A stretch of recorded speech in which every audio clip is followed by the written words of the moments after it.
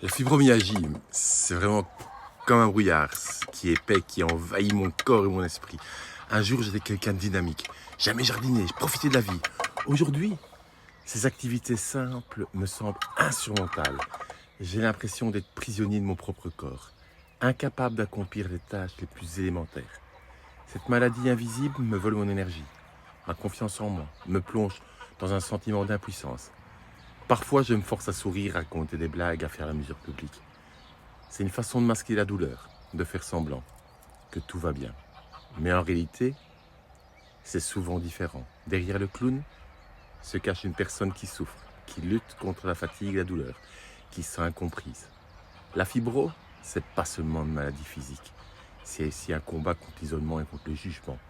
C'est vrai, d'extérieur, on peut parfois se demander s'il n'y a pas de la comédie, de l'exagération.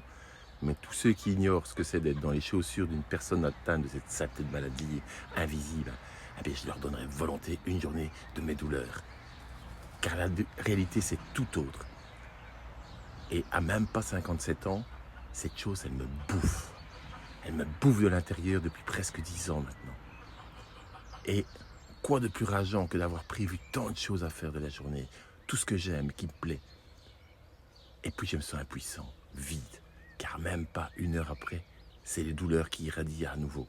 Et ça me cloue dans le divan, ça m'abrutit. Ça m'empêche même parfois d'aller jusqu'à l'armoire à pharmacie pendant d'antidouleurs. Alors toi là-bas derrière ton écran, dans ta petite vie lamentable, qui te permet de me juger, de te croire si fort, alors que tu n'es qu'un lamentable, dénué de l'amour des autres.